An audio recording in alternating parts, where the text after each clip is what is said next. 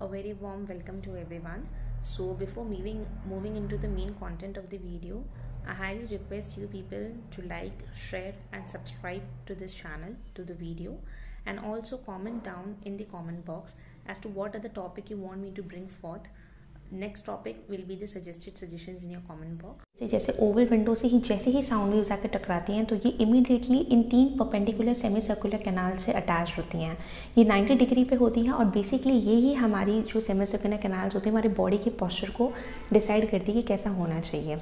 Alright, फिर उसके बाद ये सेमी सर्कुलर कैनाल्स इस तरीके से बनी हुई होती है। ये इसी का ही पार्ट होता है। एक होता है यूट्रिकुलस और एक होता है सैक्युलस। जो यूट्रिकुलस और सैक्युलस होता है ये इस तरीके की आप देखेंगे कि घुमावदार तरीके से बना हुआ है। घुमावदार इसलिए बना हुआ है क्योंकि मान लो कि कोई भी प्रेशर अगर आता है, मान लो अगर मैं ये ट्यूब ले रही हूँ तो ट्यूब के जो इन एंड्स का जो प्रेशर होगा, जो ये एक्सट्रीम एंड का प्रेशर होगा, क्योंकि इसका सरफेस एरिया ज़्यादा होता है तो प्रेशर यहाँ पे हमेशा क्या होता है, कम होता है। और यहाँ पे क्योंकि सरफेस एरिया कम है तो प्रेशर हमेशा ज़्यादा होगा। ऑलराइट, तो बेसिकली होता क्या है कि जो हमारी ट्यूब्स होती हैं ये यूट्रिकुलर सैक्युलर से इस तरीके की बनी हुई होती हैं कि जो प्रेशर होता है वो इसके बीच के अंदर सबसे मिनिमम पड़ता है। क्योंकि हमें साउंड की वेव्स के बारे में बात करनी है तो ये हमें मेक श्योर करना चाहिए कि जो साउंड वेव्स ट्रैवल कर रही है उनकी जो इंटेंसिटी है वो साथ में कम ना हो, प्लस वो हमारे कोई नॉर्मल जो इंटरनल बॉडी ऑर्गन है उसको हिट भी ना करे।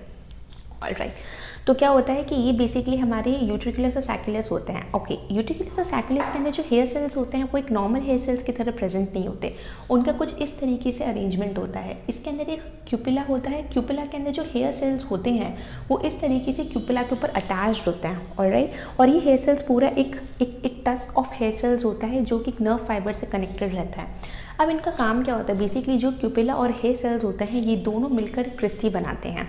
इनके अंदर क्या होता है, एक तरीके से ये जिलेटिनस मैट्रिक्स के अंदर एम्बेडेड होता है। मैंने आपको पहले भी बताया था कि जो हमारा आउटर ईयर और मिडिल ईयर है इसके अंदर पेरिलिम्फ प्रेजेंट होता है। हाउएवर हमारा जो इनर ईयर होता है उसके अंदर एंडोलिम्फ प्रेजेंट होता है। जानने की सबसे अच्छी बात ये है कि जो हमारा पेरिलिम्फ होता है जिसको हम पेरिलिम्फ बोलते हैं, और एक होता है हमारा जिसको हम बोलते हैं एंडोलिम्फ।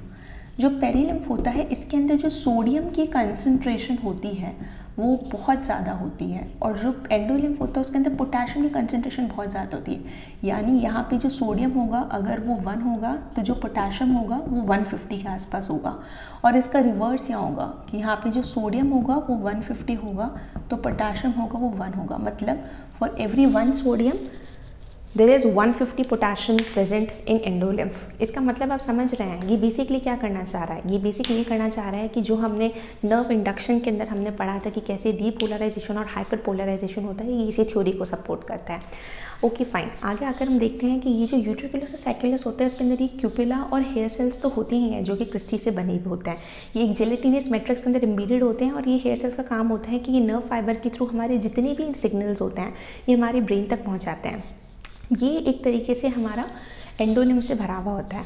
और फिर उसके बाद जब हम यहाँ पे बात करेंगे कॉक्लिया के अंदर भी क्या होता है कि बेसिकली तरीका तो सेम होता है बट इसके अंदर मैक्यूला प्रेजेंट होता है। मैक्यूला हम क्यों बोल रहे हैं, क्योंकि यहाँ पे जब हम कॉक्लिया की बात कर रहे हैं तो यहाँ पे ये जो मैक्यूला होता है वो कैल्शियम रिच होता है। जो जिलेटिनस मैट्रिक्स होता है वो कैल्शियम रिच क्यों होता है, इसको हम बोलते हैं ऊटोलिथ्स। क्या बोलते हैं उसको, ऊटोलिथ। जो ऊटोलिथ्स होते हैं इनका काम ये होता है कि कभी आपने देखा होगा, आप कभी भी अपने फ्रेंड्स औरों के साथ में ऐसे गोल गोल घूमे होंगे, तो ये जो ऊटोलिथ्स होते हैं जो हमारे इनर ईयर में प्रेजेंट होते हैं, यही जो घूमते हैं ना, इन्हीं की वजह से क्या होता है कि हमें एक बार लगता है घूमने के बाद में कि सब ठीक है नॉर्मल, बट हमें ऐसा लगता है कि हम बार बार घूम ही रहे हैं। दिमाग में ऐसा आता रहता होगा ना, आपके भी आता होगा कि इसी वजह से, क्योंकि ये जो ऊटोलिथ्स पार्टिकल्स होते हैं ये जो इसके हमारे जो टिम्पेनिक कैविटी होती है उसके अंदर की हम घूमने के बाद भी ये जो पार्टिकल्स होते हैं ये एक तरीके से घूमते ही रहते हैं। तो जब हम घूमना बंद हो जाते हैं तो due to the movement of this particle हमें ऐसा लगता है कि ये अभी भी घूम रहा है कुछ ना कुछ। तो this is because of the otolith particles जो कि हमारे कॉक्लिया के अंदर होते हैं। और सिमिलरली जो क्यूपिला होता है उसके अंदर जो जिलेटिनस मैट्रिक्स होता है वो हम ऊटोलिथ नहीं बोलते, इसको हम क्रिस्टी बोलते हैं। काम दोनों का ही सेम होता है कि ये नर्व इम्पल्स जो कंडक्शन होता है उसका पाथवे हमारी ईयर के अंदर लगवाते हैं। और राइट, तो जब हम कॉक्लिया के अंदर आते हैं जो कि हमारा मेन हियरिंग ऑर्गन होता है, किस तरीके से हमारी हियरिंग होती है आओ जाने। तो जो कॉक्लिया होता है इसके अंदर क्या होता है, एक दो मेम्ब्रेन होती हैं, एक का नाम होता है हमारा रिजनल मेम्ब्रेन और एक का नाम होता है हमारा बैसिलर मेम्ब्रेन। जो रिजनल मेम्ब्रेन होती है वो स्टेला वेस्टिबुली और स्टेला मीडिया के बीच के अंदर रहती है, और जो स्टेला मीडिया होता है इसका जो बेसमेंट मेम्ब्रेन होता है जिसको हम बैसिलर मेम्ब्रेन बोलते हैं, उसी के ही ऊपर कुछ हेयर सेल्स का अरेंजमेंट होता है जिसको हम बोलते हैं टेक्टोरल मेम्ब्रेन, जिसको हम बोलते हैं ऑर्गन ऑफ कॉटी। इनका जो सिक्रीशन होता है ये बेसिकली क्या होता है कि जो टस्क मतलब बहुत सारी जो ग्रुप ऑफ हेयर सेल्स होते हैं उसको हम स्टीरोसीलिया बोलते हैं, और जो लार्जेस्ट हेयर सेल होता है उसको हम क्लिनोसीलियम बोलते हैं, इसको हम क्लिनोसीलियम बोलते हैं। All right, this is the largest hair cell. All right, तो होता क्या है कि ये जो टेक्टोरल मेम्ब्रेन होती है ये एक तरीके की रूफ होती है बेसिलर मेम्ब्रेन से, और इसी बेसिलर मेम्ब्रेन के ऊपर ये ऑर्गन ऑफ कॉटी होती है। ऑर्गन ऑफ कॉटी के अंदर बहुत सारे टस्क या फिर बहुत सारे ग्रुप ऑफ हेयर सेल्स होते हैं, जो बंडल ऑफ हेयर सेल्स होते हैं उसको हम स्टीरोसीलिया बोलते हैं। अब बात यहीं पर ही आके रुकती है कि किस तरीके से ये स्टीरोसीलिया काम करते हैं, और उसके ही नीचे हमारा स्टेला टिम्फनी होती है। बेसिकली स्टीरोसीलिया जो होती हैं वो एक तरीके की प्रोटीन जो होती है उसके अंदर ये प्रोटीन प्रेजेंट होता है जिसको हम बोलते हैं प्रेस्टीन। जो प्रेस्टीन प्रोटीन होती है इनका काम क्या होता है, जैसा आपने स्प्रिंग देखे हुए कि वो अपने आप को पहले बड़ा और फिर छोटा, पहले बड़ा और छोटा करते हैं, वैसे ही काम होता है प्रेस्टीन का। प्रेस्टीन कोई भी चीज़ को छोटा या बड़ा करती है, जैसे कि अगर ये अपनी रिलैक्स स्टेट में होंगे कोई हेयर सेल या फिर स्टीरोसीलिया तो वो इस तरीके से होगी। हावेवर जब डीपोलराइजेशन हो रहा होगा, क्या आप मतलब समझते हैं डीपोलराइजेशन का मतलब क्या होता है कि कोई भी जो सोडियम इंटेक अगर ज़्यादा होता है, मतलब अगर हमारे सोडियम चैनल्स खुल जाते हैं, जब हम नॉर्मल नर्व इम्पल्स की बात करते हैं इंडक्शन के अंदर, तो उसको हम बोलते हैं डीपोलराइजेशन। और वापस से जब सोडियम जो आयंस होते हैं वो बाहर की तरफ बोलते हैं उसको हम बोलते हैं हाइपरपोलराइजेशन या डीपोलराइजेशन। तो जब हम डीपोलराइजेशन की बात करते हैं तो ये वाले हमारे चैनल्स ओपन होते हैं। डीपोलराइजेशन के अंदर स्टीरोसीलिया का जो बेसिकली लेंथ है वो छोटा हो जाता है। हावेवर जब हम बात करते हैं हाइपरपोलराइजेशन पे तो उसको स्टीरोसीलिया का लेंथ बड़ा हो जाता है।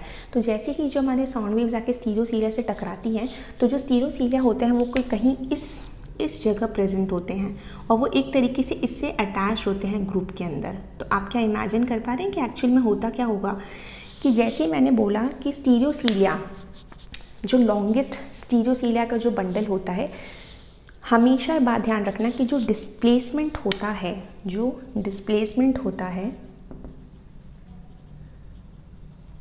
वो लॉन्गेस्ट की तरफ, लॉन्गेस्ट स्टीरियोसीलिया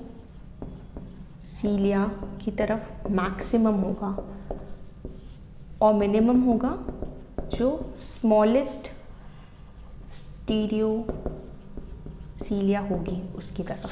राइट, तो जब हम ये बात कर रहे हैं तो और हमेशा बात याद रखना कि हेयर जो बंडल्स होते हैं वो कभी भी ऐसे नहीं कि कहीं एक कहीं जा रहा है कहीं दूसरा कहीं जा रहा है, ये हमेशा बंडल एक साथ मूव करता है। इधर या तो सब लेफ्ट में मूव करेंगे या इधर सब राइट में मूव करेंगे। कभी भी ऐसा नहीं होगा कि कोई एक लेफ्ट में मूव कर रहा है तो दूसरा राइट के अंदर मूव कर रहा है। ऑलराइट, तो होता ये है कि जो डीपोलराइजेशन होता है उसके अंदर इसकी लेंथ छोटी हो जाती है। हावेवर वहीं जब रीपोलराइजेशन होता है तो जो प्रेस्टीन प्रोटीन होता है वो एक तरीके से मोटर प्रोटीन होता है जो कि हमारी साउंड वेव से या फिर वोल्टेज से सेंसिटिव होता है, और उसकी वजह से जो हमारा प्रेस्टीन प्रोटीन है उसके अंदर हाइपर पोलराइजेशन हो जाएगा और स्टीरोसीलिया की लेंथ इंक्रीज हो जाएगी।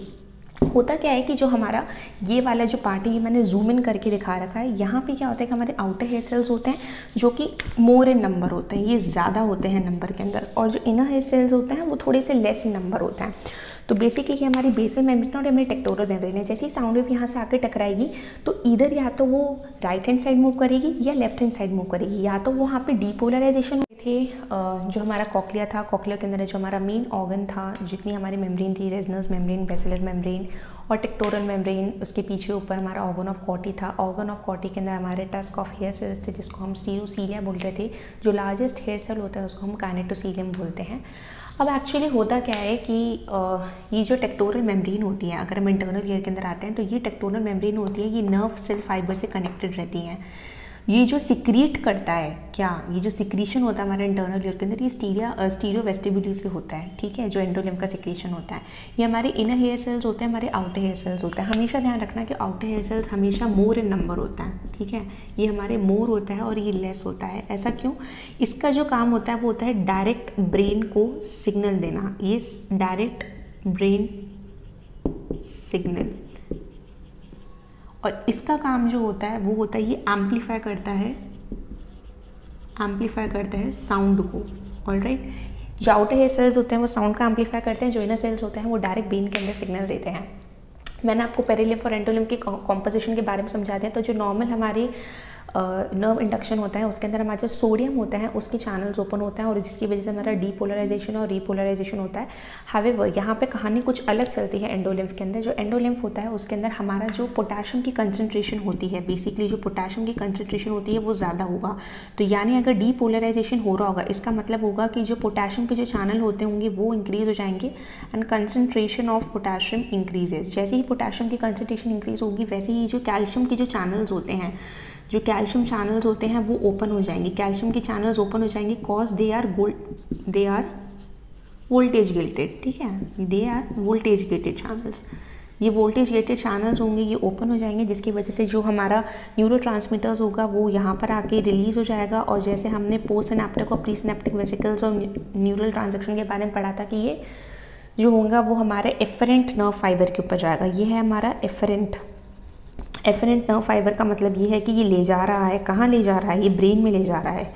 ये जो हमारी नीम फाइबर है ये हमारा जो सिग्नल्स है इसको ब्रेन के अंदर ले जा रहा है और ब्रेन से हमें पता चलेगा कि भाई हमें सुनाई दे रहा है। ऑलराइट, हमने एक बात करी थी वहाँ पे जब हमने मैक्यूला डेंसा की बात करी थी, मैक्यूला की बात करी थी और हमने बोला था कि वहाँ पे ओटोलिथ्स और प्रेजेंट होते हैं। तो वही मैक्यूला जो कॉक्लिया के अंदर होता है उसके अंदर जो 6th, 7th और 8th जो नर्व होती हैं ये बेसिकली नर्व को ट्रैवल करती है टू ब्रेन। जो हमारी नर्व्स होती हैं, जो फेशियल नर्व के अंदर जो 6, 7, 8 नर्व होती हैं ये हमारी मैक्यूला से ब्रेन के अंदर ट्रैवल कराने का काम करती हैं। ऑलराइट, तो यहाँ पे कुछ ये जो हमारे टस्क ऑफ हेयर सेल्स हैं जिसको हम स्टीरियोसीलिया बोल रहे हैं, ऐसे बहुत सारे स्टीरियोसीलिया के बंडल्स प्रेजेंट रहेंगे। हमेशा बात ध्यान रखने की स्टीरियोसीलिया का सिंपल सा रूल है, यहाँ पे एक मोटर प्रोटीन होता है जो कि वोल्टेज सेंसिटिव होता है। जैसे ही वोल्टेज सेंसिटिव होगा तो क्या होगा, जैसे ही कोई नर्व इम्पल्स आ रहा होगा तो वोल्टेज या तो कम होगा या ज़्यादा होगा। और क्योंकि यहाँ पे पोटेशियम का मेजर रोल है, क्योंकि यहाँ पे पोटेशियम की कंसनट्रेशन ज़्यादा है एंडोलिम्फ के अंदर, तो ये जो प्रेस्टिन प्रोटीन होगा जो स्टीरियोसीलिया से अटैच होगा या तो उसकी लेंथ इंक्रीज होगी या डिक्रीज होगी। हमेशा एक बात ध्यान रखनी है कि जो स्टीरियोसीलिया है इनकी जो लेंथ होगी, अगर वो एट रेस्ट होंगे तो वो नॉर्मल शेप के होंगे। अगर इनकी लेंथ इंक्रीज हो रही है तो ये बड़े हो जाएंगे और डिक्रीज हो रही है तो ये छोटे हो जाएंगे, जो कि एक तरीके से वोल्टेज सेंसिटिव होता है। हमेशा ध्यान रखना कि जब डीपोलराइजेशन होगा तो वो टुवर्ड्स द लॉन्गेस्ट स्टीरियोसीलिया होगा और जब हमारा हाइपर पोलराइजेशन होगा तो वो टुवर्ड्स द शॉर्टेस्ट स्टीरियोसीलिया होगा। ये हमेशा बंडल के अंदर मूव करिए, कभी एक अकेला स्टीरियोसीलिया का प्लेसमेंट ज़्यादा नहीं होगा। जो मैक्सिमम डिस्प्लेसमेंट होता है स्टीरियोसीलिया का वो लॉन्गेस्ट का होता है, क्योंकि आप हमेशा ध्यान रखना कि आप ऐसे लकड़ियाँ रखना एक के ऊपर एक, तो आप देखोगे कि मान लो कि अगर ये मैंने लकड़ी रखी तो ये जो ये वाली लकड़ी होगी वो सबसे ज़्यादा मूव करेगी, ये जो रेड वाली। हालांकि जो सबसे स्मॉल मूवमेंट होगा वो ब्लैक वाली लकड़ी का होगा। तो इस तरीके से इनका स्टीरियोसीलिया का मूवमेंट होता है, कैल्शियम गेटेड होते हैं। इनके अंदर मैंने आपको कंसंट्रेशन बता दी और किस तरीके से ये स्टीरियोसीलिया मूव करते हैं। जब ये टेक्टोरल मेम्ब्रेन से या तो इस साइड या इस साइड मूव करेंगे तो ही ये जो नर्व फाइबर होगा ये हमारे नर्व फाइबर के थ्रू हमारे ब्रेन तक सिग्नल जाएगा और हमारे ब्रेन को पता चलेगा कि कोई साउंड हुआ है। तो बेसिकली इस तरीके से हमारा ब्रेन जो था वो काम कर रहा था। Thank you for watching.